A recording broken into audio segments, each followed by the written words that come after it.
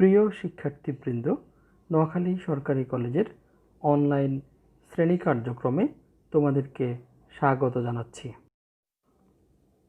প্রিয় শিক্ষার্থী, আজকের পাঠ উপস্থাপনায় তোমাদের সঙ্গে রয়েছি আমি মোহাম্মদ আব্দুল হাই, প্রভাষক, রাষ্ট্রবিজ্ঞান বিভাগ, নোয়াখালী সরকারি কলেজ, নোয়াখালীতে কর্মরত আছি। সুপ্রিয় শিক্ষার্থী, আজকে আমি তোমাদের সঙ্গে যা আলোচনা করব তা হলো নেশন অ্যান্ড ন্যাশনালিটি, জাতি ও জাতীয়তা, এলিমেন্টস অফ ন্যাশনালিটি, জাতীয়তার উপাদানসমূহ, difference between nation and nationality, জাতি ও জাতীয়তার পার্থক্য। প্রিয় শিক্ষার্থী, আমি আমার আলোচনার শুরুতে জাতি বলতে কী বোঝায় সে সম্পর্কে আলোচনা করছি। জাতি শব্দের ইংরেজি প্রতিশব্দ হল ন্যাশন। ন্যাশন শব্দটি ল্যাটিন শব্দ ন্যাটাস থেকে এসেছে। ভূৎপত্তিগত অর্থে জাতি বলতে একই বংশোদ্ভূত জনসমষ্টিকে বোঝায়। মূলত জাতি বলতে আমরা বুঝে থাকি সেই জনসমাজ যা দীর্ঘকালের ক্রমবিকাশের মাধ্যমে চূড়ান্ত পর্যায়ে উপস্থিত হয়েছে। জাতি হলো একই গোত্রে বা জন্মসূত্রে বসবাসরত এক জনসমাজ যাদের মধ্যে কতগুলো সাধারণ বিষয়ের ঐক্য লক্ষ্য করা যায়, যেমন ভাষা, সাহিত্য, ঐতিহ্য, বংশ, ধর্ম, সংস্কৃতি, মনোভাব ইত্যাদি। এসব ঐক্যের মাধ্যমে তারা রাজনৈতিকভাবে সচেতন হয়ে অন্যান্য জনগোষ্ঠী থেকে নিজেদেরকে আলাদাভাবে এবং স্বতন্ত্র বজায় রাখতে সংঘবদ্ধ হয়। প্রয়োজনে যে কোনো ত্যাগ স্বীকার করতে প্রস্তুত থাকে। সুতরাং যে জনসমাজ রাষ্ট্র পরিচালনা তথা রাষ্ট্রের কার্যাবলী নির্ধারণে নিজেদের স্বতন্ত্র মনোভাব, মূল্যবোধ, বিশ্বাস ও অভিব্যক্তির প্রতিফলন ঘটাতে সমর্থ তাকে জাতি বলা যায়। প্রিয় শিক্ষার্থী, আমি আমার আলোচনার এই পর্যায়ে কনসেপ্ট অফ ন্যাশনালিটি বা জাতীয়তার ধারণা ব্যাখ্যা করব। ইংরেজি ন্যাশনালিটি শব্দটি জাতীয়তার প্রতিশব্দ। এটি এসেছে ল্যাটিন শব্দ ন্যাশিও বা ন্যাটাস থেকে, যার অর্থ হল বংশ, জন্ম বা গোত্রগত। উৎপত্তিগত অর্থে জাতীয়তা হল একই গোত্রে বা বংশে জন্মগতভাবে উদ্ভূত জনসমাজ যারা নিজেদের সম্পর্কে একই ধারণা পোষণ করে। পাশাপাশি তারা মানসিকভাবে এতটাই ঐক্যবদ্ধ যে নিজেদের অন্য জনগোষ্ঠী থেকে আলাদাভাবে, অর্থাৎ রাজনৈতিক চেতনা সম্পন্ন দৃঢ়ভাবে ঐক্যবদ্ধ জনগোষ্ঠীর পরিচয়কে জাতীয়তা বলে। জাতীয়তা মূলত এক মানসিক অবস্থা এবং এক প্রকার চেতনা। জাতীয়তা হচ্ছে এক ধরনের বোধ বা চেতনা যার পরিপ্রেক্ষিতে মানুষ একই ভাষা, সাহিত্য, ধর্ম, বংশ, ইতিহাস, ঐতিহ্য, সংস্কৃতিতে উদ্বেলিত হয়ে অন্য একটি জনগোষ্ঠী থেকে নিজেদেরকে স্বতন্ত্র মনে করে, আর তখনই সেখানে জাতীয়তার সৃষ্টি হয়। প্রিয় শিক্ষার্থী, আমি আমার আলোচনার এ পর্যায়ে তোমাদের সাথে এলিমেন্টস অফ ন্যাশনালিটি বা জাতীয়তার উপাদানসমূহ সম্পর্কে আলোচনা করছি। প্রিয় শিক্ষার্থী, যেসব উপাদান একটি জনসমাজকে জাতীয় জনসমাজে রূপান্তরিত করে সেসব উপাদানকে জাতীয়তার উপাদান বলা হয়। এখানে আমি জাতীয়তার গুরুত্বপূর্ণ উপাদানসমূহ সম্পর্কে আলোচনা করছি। 1. জিওগ্রাফিক্যাল ইউনিটি বা ভৌগোলিক ঐক্য, বসবাসের ক্ষেত্রে ভূখণ্ডগত সংলগ্নতা বা একই ভৌগোলিক বেষ্টনীর বাসিন্দা হওয়া মানুষের মধ্যে হৃদ্যতা, সহমর্মিতা, ভালোবাসা ইত্যাদির মতো মানবিক অনুভূতি সৃষ্টি করতে পারে। এসব উপাদান জাতীয়তাবোধ সৃষ্টিতে কার্যকর প্রভাব ফেলে। একই ভূখণ্ডে বসবাসকারী জনগণের মধ্যে সহযোগিতা, ভালোবাসা, নিরাপত্তাবোধ গড়ে ওঠে। প্রয়োজনীয় লেনদেন, বিনিময় ইত্যাদি করতে পারে এবং এর ফলে এমন নির্ভরশীলতা সৃষ্টি হয় যে বিচ্ছিন্ন হওয়ার কথা তারা ভাবতেই পারে না। এজন্য রাষ্ট্রবিজ্ঞানীরা ভৌগোলিক ঐক্যকে জাতীয়তা গঠনের অন্যতম উপাদান হিসেবে গণ্য করেছেন। প্রিয় শিক্ষার্থী, জাতীয়তা গঠনের দ্বিতীয় উপাদান হল রেসিয়াল ইউনিটি বা বংশগত ঐক্য। জাতীয়তার অন্যতম উপাদান হল বংশগত ঐক্য। এর প্রধান অনুষঙ্গ হল রক্তের বন্ধন।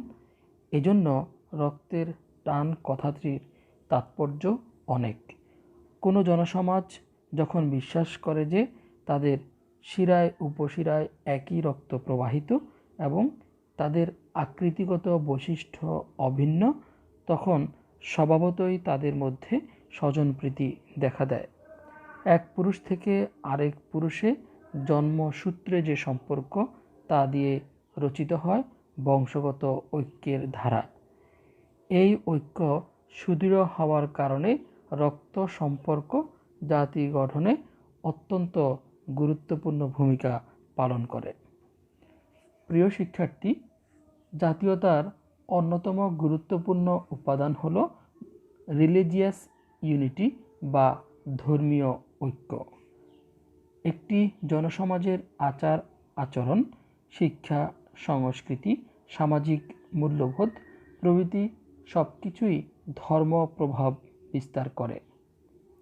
এই ধর্মীয় অনুভূতি যদি প্রবল হয়, তাহলে সেই জনসমাজের মধ্যে ঐক্য গড়ে ওঠে এবং তা সংরক্ষণে কম বেশি সবাই যত্নবান হয়। কারণ তাদের বিশ্বাসের ভিত্তি অভিন্ন। প্রাচীন ও মধ্যযুগের রাজনীতি বিশ্লেষণ করলে ধর্মের প্রাধান্য পাওয়া যায়। প্রিয় শিক্ষার্থী, জাতীয়তার অন্যতম একটি উপাদান হল লিঙ্গুইস্টিক ইউনিটি বা ভাষাগত ঐক্য। ভাষা ও সাহিত্যগত ঐক্য জাতীয়তা গঠনে অন্যতম অনুষঙ্গ হিসেবে কাজ করে। ভাবের আদান প্রদান দিয়ে মানব সমাজের সদস্যদের মধ্যে প্রথম যোগাযোগ শুরু হয়। এর পথ ধরেই অন্যান্য সম্পর্ক স্থাপিত হয়। কারণ মনের ভাব প্রকাশের অন্যতম মাধ্যম হল ভাষা।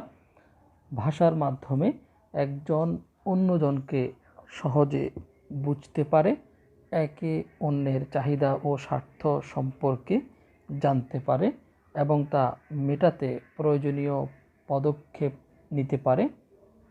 একই ভাষাভাষী জনসাধারণ তাদের নিজেদের ভাব, চিন্তা, চেতনা ইত্যাদির সাদৃশ্যের কারণে নিজেদের অন্য জাতি থেকে পৃথক মনে করে।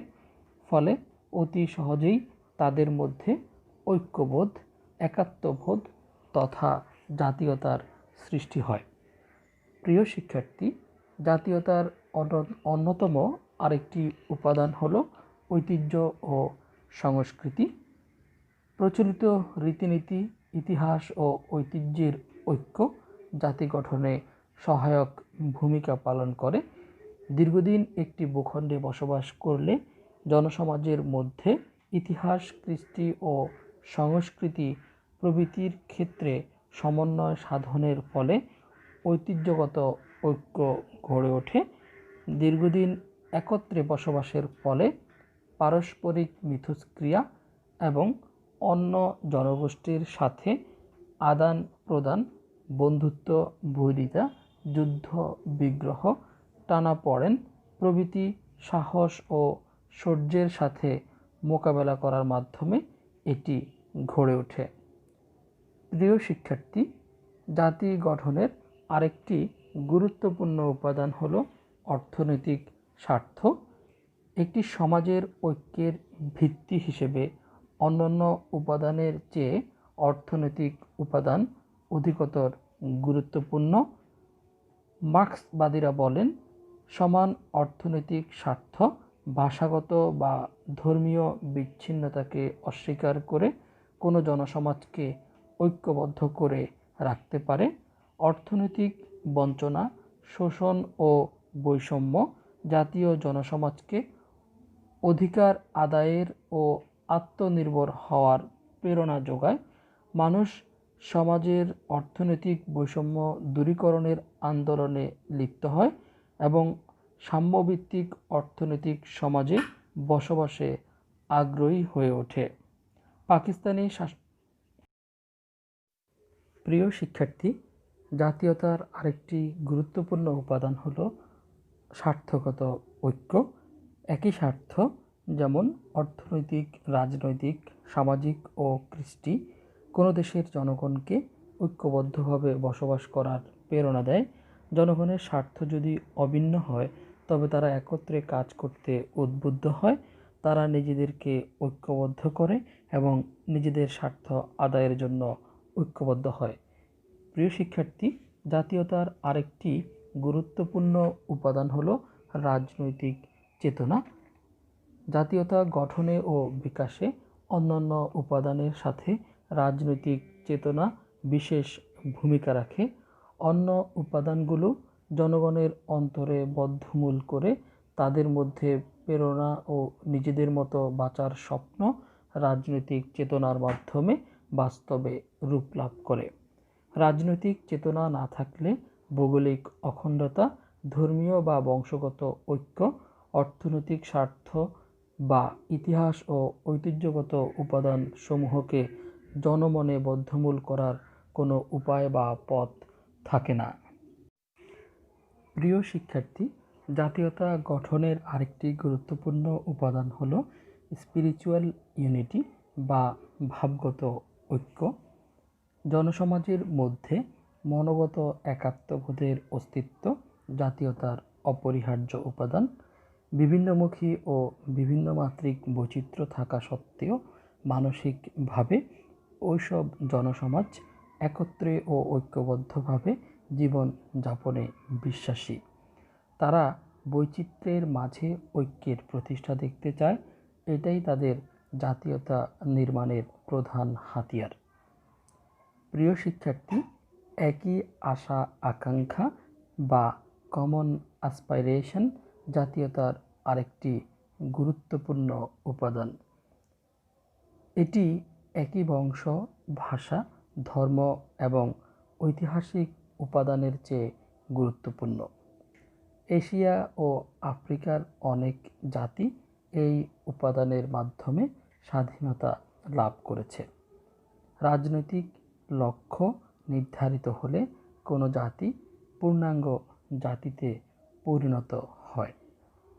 প্রিয় শিক্ষার্থী, জাতীয়তার আরেকটি গুরুত্বপূর্ণ উপাদান হলো মেন্টাল এলিমেন্টস বা মনোগত উপাদান। প্রকৃতপক্ষে একত্রে বসবাস করার আন্তরিক ইচ্ছা না থাকলে অভিন্ন ভাষা, ধর্ম, সাংস্কৃতিক ঐতিহ্য ইত্যাদির কোনোটির মাধ্যমে মানব সমাজকে সৌহার্দ্য ও সম্প্রীতির বন্ধনে আবদ্ধ করতে পারে না। এজন্য জাতীয়তা গঠনের ক্ষেত্রে অভিন্ন মন মানসিকতা অত্যন্ত কার্যকরী ভূমিকা পালন করে। অধ্যাপক স্পেংলার বলেন, জাতীয়তার উপাদান কুলগত বা ভাষাগত ঐক্য নয়, বরং মনোগত ঐক্য। অধ্যাপক লাস্কি এর মতে জাতীয়তা ধারণা এক প্রকার মানসিক ধারণা। প্রিয় শিক্ষার্থী, আমি আমার আলোচনার একেবারেই শেষ প্রান্তে চলে এসেছি। আজকে আমি যা আলোচনা করেছি তা হলো জাতীয়তার ধারণা, জাতির ধারণা, জাতীয়তা গঠনের উপাদানসমূহ। আশা করছি তোমরা এই ক্লাসের মাধ্যমে উপকৃত হবে। তোমাদের সবার সুস্বাস্থ্য, দীর্ঘায়ু ও সর্বাঙ্গীন মঙ্গল কামনা করে আজকের মতো এখানেই বিদায় নিচ্ছি। তোমরা প্রত্যেকেই ভালো থাকবে। আল্লাহ হাফেজ।